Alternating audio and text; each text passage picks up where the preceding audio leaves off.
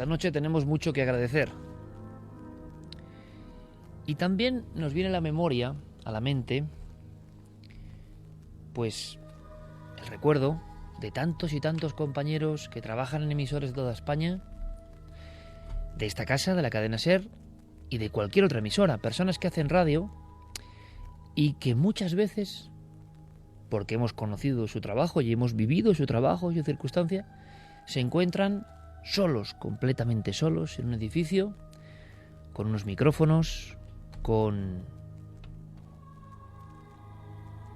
una mínima pantalla, unos documentos sonoros, antiguamente unas cintas que iban rodando en total silencio, audio de cinta abierta, bobina, y en ocasiones son edificios viejos, edificios que han sido alquilados, que han tenido muchísimas vidas. Hoy queremos acordarnos precisamente de esos compañeros heroicos de la radio, que ellos mismos ponen la música, hablan al mismo tiempo, realizan todo un trabajo importantísimo para su comunidad, en radios locales, en emisoras regionales, y es precisamente en estos lugares donde ocurren algunas cosas. Es curioso porque son edificios con muchos micrófonos, edificios desde donde se emiten noticias y contenidos, y sin embargo, este tipo de sucesos nunca salen al aire.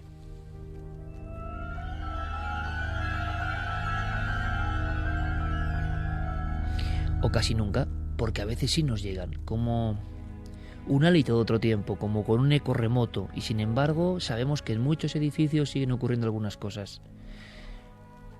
Y esos trabajadores, pues no quieren complicarse la vida, evidentemente. ¿Quién les va a creer? A mí un día, hace no mucho tiempo, me contaron la historia, bueno, sí, hace mucho tiempo, que es lo peor, me contaron la historia de una emisora en la que pude trabajar, y que era como muy gráfica la experiencia. Era tan gráfica que es nuestro pequeño homenaje, que luego continuará con un caso yo creo que bastante impresionante. Fue la primera vez en mi vida que pude observar el escenario de los hechos donde aquello había ocurrido. Era una emisora que no era local, que estaba en pleno corazón de Madrid, pero una emisora, podíamos decir, sí, un poco venida menos. Y entonces aquellos pasillos que en otro tiempo estuvieron llenos de vibración periodística, de agitación por el teletipo, entonces se hablaba de teletipos. Aún repiqueteaban en mi época las máquinas de escribir y no los ordenadores. Y había una historia que se contaba solo micrófono adentro, que nunca salió a la luz. Era muy rotunda. Se quedaba ya un compañero solo, haciendo de técnico y de locutor al mismo tiempo. Y entonces había un cambio de turno, evidentemente. Todo ocurría con total normalidad. La madrugada, la capital de España, y esa emisora un poco venida menos, luchando por ser interesante para sus oyentes.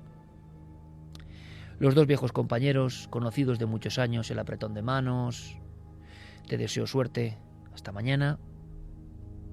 Se cierra la puerta y aquel hombre continúa con su programación, unas cuantas palabras, un poco de música, la noche y a veces algún ruido. Y a veces una voz que parece de alguien mayor, en el pasillo. Este hombre, este profesional de la radio, como tantos otros que estarán escuchándonos incluso esta noche, sé que nos escuchan hasta de otras emisoras, mientras trabajan, hacen todo lo posible, se lo agradecemos. Él llega a abrir la puerta del estudio y asomarse a ese largo pasillo por el que tantas veces he ido caminando a hacer mi propio programa de radio. Y ahí no había nadie. Unas cuantas noches después, el mismo ritual, más o menos esta hora, y una voz perfectamente audible, sabiendo que uno está solo en el edificio, que le llama por su nombre, pero es una voz muy ronca, y le llama Emilio. Claro, eso inquieta a la persona, pero ¿a quién se lo va a contar? De pronto el hombre que está obligado, y es su profesión y su gusto realmente, a contar las cosas al exterior, tiene que hacer un poco de cárcel de sí mismo. ¿Quién le va a creer? Y un día, ese compañero, le dice algo que le hiela la sangre. Es un hombre serio, un hombre veterano, está próximo a la jubilación. De pocas palabras, parco. Pero aquel día está preocupado y le dice: oye, Emilio, ¿sigue tu madre enferma o le pasa algo? Y entonces este hombre responde: mi madre. Sí, la señora que estaba ahí en la sala de espera. Imaginamos la angustia de este locutor. ¿A qué te refieres? ¿De quién estás hablando? Ah, perdona, pensé que era tu madre, claro que había venido, la vi con una cara tan enfermiza, me preocupó incluso. Me extrañó que no me saludara, que simplemente me mirara con dos ojos azules muy intensos. Evidentemente Emilio pensó de inmediato que ni él ni su madre tenían ojos azules intensos. Ahí estaba una mujer enlutada, encorvada. Él la había visto durante unos instantes, física perfectamente, por dónde había entrado, por dónde había salido. Poco tiempo después cuentan los más veteranos que Emilio, el locutor, abandonó la casa. Y siempre con un gran terror, e incluso hablando con un puesto que se hizo en aquellos años. El encargado, el portero, la persona que vigilaba ese inmueble, repito, en pleno corazón de Madrid. Hay quien cuenta que la última zona de ese edificio realmente tuvo la vivienda, el hogar de una persona, de una anciana. Cuenta la historia, quién sabe si real o no, que aquella anciana de ojos azules intensos un día se precipitó por la ventana. Accidente, suicidio, nunca se supo. Se quedó como eso. Una de tantas leyendas de radio. Cuando uno indaga un poco, se da cuenta de que en diferentes puntos de nuestro país, aunque sea un material muy difícil de rescatar, resulta que hay compañeros que dicen que han vivido cosas muy similares.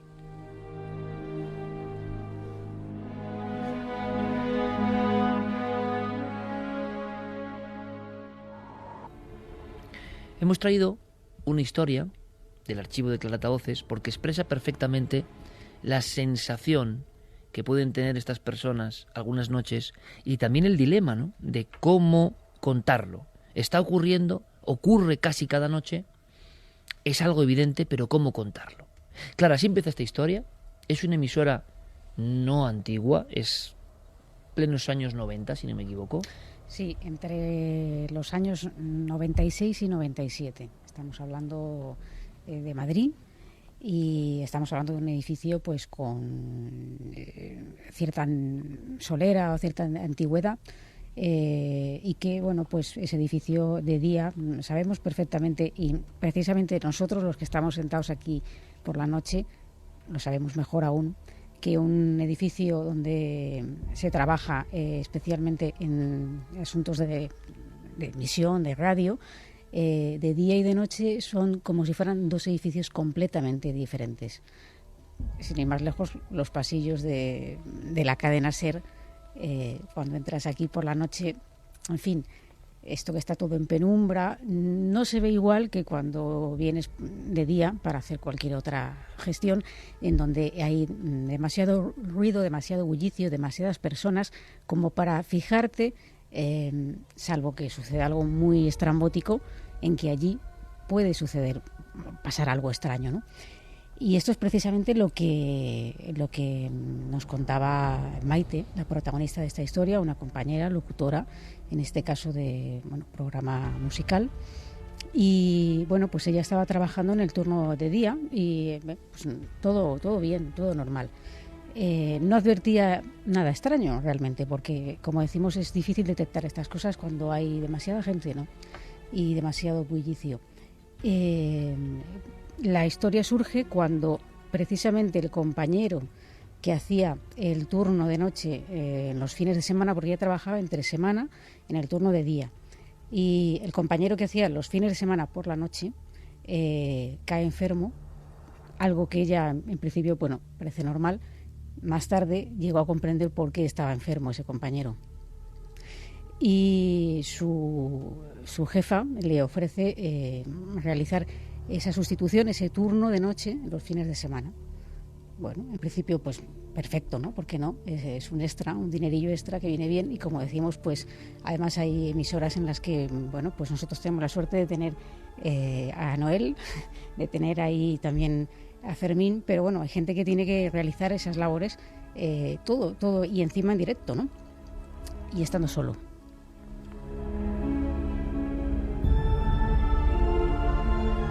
Así que de inmediato tenemos el dibujo de esa compañera, que accede a una hora nueva, digamos, a un nuevo reto, es la noche y está completamente sola. ¿Y qué pasa? Pues llevaría más o menos un mes, no sabe precisar cuánto, pero bueno, en principio no había notado nada extraño hasta pasado un mes o algo así, cuando el ascensor que había allí resulta que empieza a funcionar solo, a subir y a bajar, ¿no? Ella lo cuenta, ¿no? Nos lo ha contado en su particular forma. Lo primero que notaba era pues eso, el ascensor, un edificio donde tú ya estás solo, el ascensor sube y baja. Vamos a la explicación lógica. Vale, los ascensores de vez en cuando hacen ruidos solos, pero no que baja y sube como cuando lo llamas. Pero bueno, la explicación lógica. ¿Estabas tú sola? Sola. ¿Tú hacías tu técnico? Todo, sí. Todo, ¿no? Sí, sola. Y el ascensor para arriba, abajo. Bueno, a todo esto, mis compañeros me decían que si a mí me pasaban cosas raras en el edificio. Y yo decía, no. Y yo, ¿por qué? No, por nada. Esto al principio.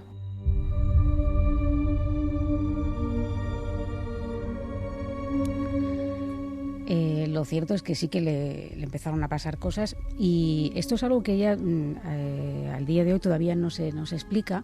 ¿Por qué mantuvo ese silencio tan prolongado incluso cuando los compañeros le estaban preguntando, ¿no? Analizando un poco la historia con ella me decía que la única explicación que se le ocurre es que tenía tanto miedo que no quería ni verbalizar algo porque pensaba que eso podía reproducirse o suceder con todavía más, ¿no? Y sobre todo porque ella tenía que seguir yendo ahí a trabajar por la noche y que, claro, nadie quiere... si tú tienes que hacer algo porque la tienes que hacer por narices, enfrentarse a que, bueno, pues estás en un sitio y a lo mejor te puedes marchar, pero es que estás trabajando. Esto ya es algo que son palabras mayores y encima en directo.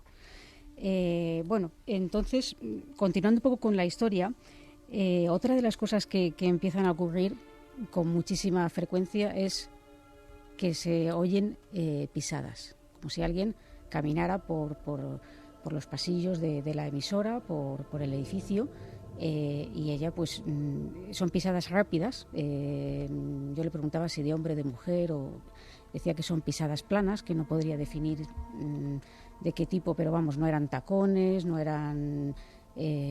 casi siempre eran pisadas como muy veloces, o bien que se acercaban o bien que se alejaban, ¿no? Y que ella llegaba incluso a abrir la puerta del estudio y mirar a ver, porque claro, ella sabía que estaba sola, que eso es lo peor. Pero bueno, pues siempre te queda la duda y dices, bueno, ¿habrá entrado alguien? O no sé, quieres buscar. Además, quiero resaltar que la forma de contar las cosas de Maite parece como un poco quitándole hierro al tema, pero es porque es una persona extremadamente racional y ha intentado buscar explicación a todo lo que le ha sucedido hasta que llega un momento en que ya no podía aguantar más, ¿no? ¿Ha logrado una explicación? No, bueno, ella intentaba justificar, por ejemplo, lo del ascensor, lo de las pisadas, bueno, pues no, salía, miraba que no había nadie y, en fin, pues voy a callarme o voy a tragármelo porque estoy trabajando aquí y no quiero tener miedo. E imaginamos, y pueden pensar los oyentes, un concepto de sugestión creciente. Bueno, es posible. Un concepto de amplificación de los sentidos para que nada se escape porque uno ya sabe que está yendo a un lugar que le empieza a dar sus códigos donde uno puede sentir que no es bienvenido o que está entrando en contacto con algo que está ahí que por el día era imposible de detectar. Pero lo cierto y verdad clara es que los fenómenos poco a poco van increciendo. En efecto, así sucede, ¿no? Otra de las sensaciones que tiene es que cuando está, pues imagínate cómo estás tú hablando de repente en el micrófono y la presencia, notar que hay alguien detrás de ti, esa sensación de que alguien te está vigilando, alguien te está mirando y te das la vuelta y no hay nadie, ¿no? todo esto, cuando a ella le preguntaban que si le sucedía algo, ella lo negaba por puro instinto de supervivencia. Con el tiempo ella va viendo lo que sucede a sus compañeros y empieza a investigar un poco qué es porque dice, bueno, a mí ¿por qué me preguntas esto? A mí no me pasa nada, pero tú ¿por qué me lo preguntas? O sea, una especie de código de silencio, y ese código se va rompiendo y se va dando cuenta de que lo que le sucede a ella no solo le sucede a ella, porque ella tenía la duda, a ver, en un momento determinado, decir, me voy a volver loca. Me lo decía así, ¿no? Y claro, cuando ve que a compañeros, diferentes compañeros, incluso me decía que solamente recuerda a un compañero en el que no le pasaba nada. Y empieza a comprobar esto, pues llega un momento en que realmente le cuesta muchísimo trabajo ir a trabajar. Clara lo está contando muy bien. Las luchas internas de la persona que en su propio lugar de trabajo empieza a ver unas cosas que no encajan y empieza, como decíamos, la propia cárcel interior. Curiosamente, en personas que nos dedicamos a contar a los demás y estamos manteniendo un gran secreto, y nos parece en parte hasta lógico. ¿Qué ocurre? Que ya no solo eran pisadas rápidas, esto es un detalle muy curioso, aproximándose casi hasta la puerta del estudio donde ella estaba, sino que también parece que empieza a haber algo similar a murmullos, voces. Sí. Sí, tanto con los cascos puestos como estamos ahora, como a veces también estando sin cascos, que esto ya pues me asusta un poco más incluso, ¿no? De repente oía como un murmullo, como una voz infantil, una voz de niño, así lo definía ella, y parecía susurrarle algo, decirle algo, pero ella no era capaz, aunque lo oía con muchísima claridad, no era capaz de descifrar o entender qué es lo que decía, porque hablaba muy deprisa, y lo último que se oía, eso sí lo entendía perfectamente, y era su nombre.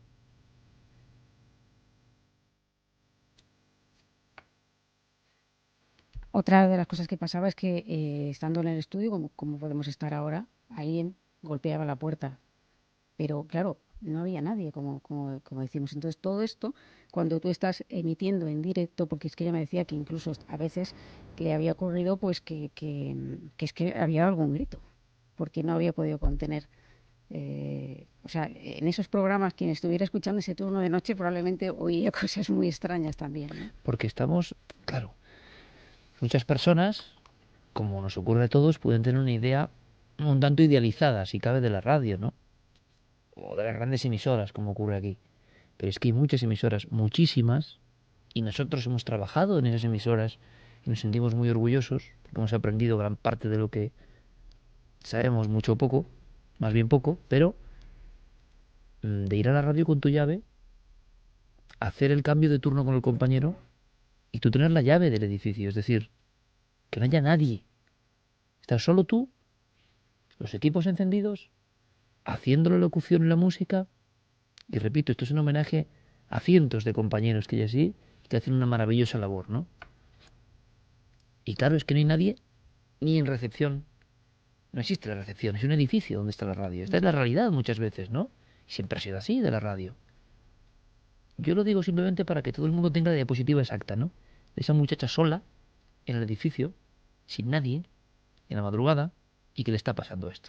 Sí, que le está pasando esto y que está en directo y que tiene que controlar esas emociones que imagínate que nos pase a cualquiera de nosotros en un lugar que estemos mínimamente podamos expresarnos, pues si tienes unas sensaciones ya de este calibre, pues el miedo se te tiene que notar en la voz. Y si estás emitiendo en directo, a veces se va a colar esas cosas, ¿no? Ella ya estaba un poco... tenía miedo de ir a trabajar y sabía que en cuanto llegara, y no sabía en qué momento de la noche, pero ese niño, porque era lo que más sucedía, ¿no? Escuchar la voz del niño a través de los auriculares le iba a asustar, se iba a presentar.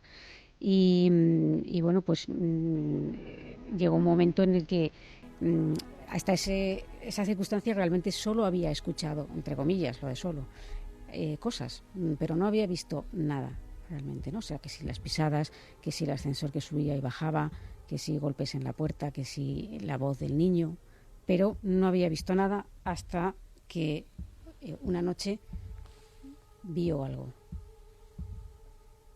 Esta es mi cristalera, ¿vale? De la radio.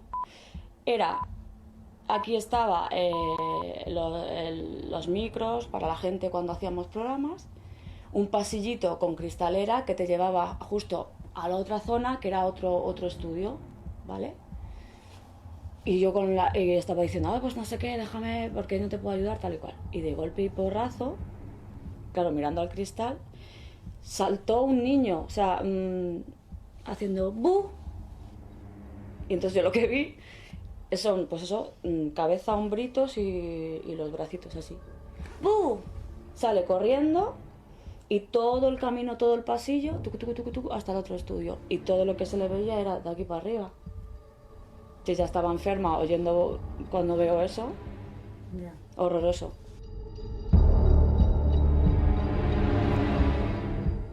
Un susto, pero un susto de muerte. Un susto tremendo y, vamos, yo creo que nos pegaría un susto ahora mismo todos si vemos eso. Ve a un niño físicamente que al otro lado del cristal Sí. tiene ese ademán de querer asustar, pero si no he entendido mal, Clara, cuando sale corriendo y oye las pisadas, solo ve la parte superior del niño, quizás. Sí, porque digamos que la cristalera lo que le permite ver es lo que sobresale ese niño. Ella se queda petrificada en su puesto, en su silla. Petrificada, vamos, pegó un grito por lo visto. Y todo esto, pues, estamos hablando en un contexto en el que ella llega un momento en que intenta, es decir, bueno, si yo no puedo controlar esto, voy a intentar, a ver si no me entiende, a intentar hablar incluso mentalmente con el niño, o con lo que sea que es, porque ella tampoco sabía muy bien lo que era, para que me deje, porque ella tenía, por una parte, miedo a estar volviéndose loca. Es que me estoy imaginando a esa muchacha, joven, en ese momento. En ese momento, sí. Que te lo cuenta 17 años después y sigue sin haber encontrado una solución para lo que vivió personalmente durante muchas jornadas. Me la estoy imaginando, ¿sabes cómo, Clara? Cuando le dan la llave y tiene que entrar otra vez en el edificio. Una noche más, ¿no? Sí, y de hecho, pues, como digo, ella paralelamente sigue descubriendo información sobre otros compañeros que a lo mejor no hablaban tampoco del tema, porque claro, el miedo que tenían todos en realidad era el decir que, oye, esto me está pasando, me van a tomar por una persona desequilibrada y me van a echar, que ese era realmente el miedo básico, aparte de lo que se estaba viviendo en sí, ¿no? Su propia jefa, cuando entraba en el despacho, en su despacho, veía siempre que, aunque fuera pleno invierno, tenía la ventana abierta y en el alféizar de la ventana había un vaso con agua. Y al principio ella no sabía esto por qué venía, ¿no? Y en cierta noche, pues varios compañeros fueron a un concierto y en el coche pues estuvieron hablando y su jefa le preguntó que, oye, Maite, ¿tú crees en los espíritus? Y de ahí esta conversación parece que derivó en un poco tabú, pero ella pudo conocer el motivo por el que su jefa colocaba ese vaso de agua y dejaba la ventana abierta. Y es que alguien le había dicho que esa era la forma de que los espíritus no entraran en los edificios.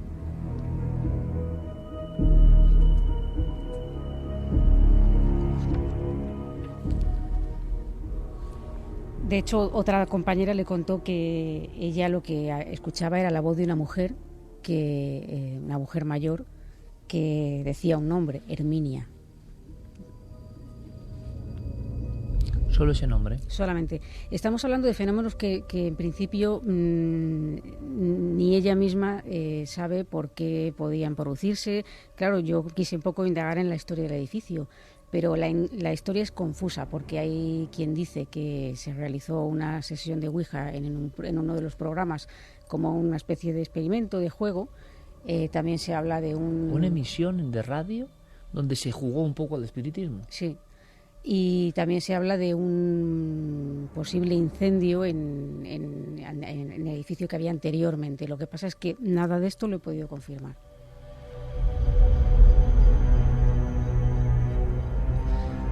Luego, por supuesto, opinaremos y podremos escuchar los mensajes de nuestra audiencia.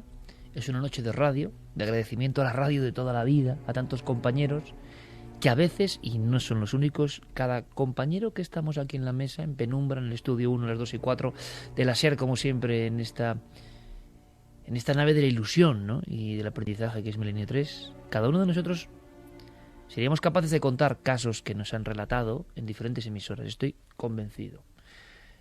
Pero claro, estamos empatizando con esa chica, está clarísimo, ¿no?, porque estamos viendo lo que estaba viviendo. La naturaleza de eso, pues quizá nunca la sepamos. Pero yo no sé cómo se acaba desenvolviendo la madeja, ¿no? Creo que ella tiene hasta problemas familiares por el terror a ir a trabajar. Sí, ella pues realmente no cuenta nada a nadie. Como digo, ella no se explica a día de hoy por qué no lo hizo, más que el hecho del miedo. Y te puedo decir que pese a la forma desenfadada en que lo cuenta, en algunos momentos la voz suya temblaba. Este recuerdo, fíjate que ha pasado tiempo, no lo puede olvidar, y vamos, desde luego dice que ella no volvería a pisar ese edificio en la vida. En una de esas noches, una noche que había nevado mucho, su padre le dijo que le acompañaba a hacer el turno, que se quedaba con ella, y ella, bueno... Porque el padre ya sospechaba algo. El padre, ella no le había contado nada a su familia. ¿Pero la veía preocupada o la veía...? No, pues que como había nevado bastante y tal, pues que no quería que, a lo mejor que fuera con el coche sola, pues a lo mejor quién sabe si él la veía preocupada realmente, aunque ella no hubiera dicho nada, esto no lo sabemos, pero el caso es que la acompañó. Y ella, bueno, encantada, porque todo lo que no fuera ir sola allí, pues mejor, ¿no? Está el padre y la muchacha solos en el edificio, sí, el edificio de la radio. Y en un momento de la noche, como suele pasar, el padre se ofrece para bajar al sótano, que era donde estaba la máquina de café y de chocolate y demás, y le dice que si le trae algo. Y ella, no, yo no quiero nada. Y ella pensando, sin decirle nada, joder, ve tú, pero allá con lo que te vas a encontrar. Es decir, un poco también preocupada por su propio padre, porque en el sótano era uno de esos sitios donde hacía un frío que me lo definió como frío de muerto, de esos lugares en los que entras, haces así y sale vaho, ¿no? Y el padre fue a por las bebidas y regresó aparentemente normal, no dijo nada. Pero pasado como cosa de un mes, su madre le dijo, oye Maite, me gustaría hablar contigo, y le contó que el padre no le había dicho nada para no preocuparla, sabiendo que tenía que ir a trabajar allí pues todos los fines de semana, pero que esa noche que bajó a por las bebidas, a por el café, escuchó como una serie de murmullos, como si hubiera una fiesta, como si hubiera gente, un jaleo tremendo, y una voz de mujer que sobresalía, que era una carcajada.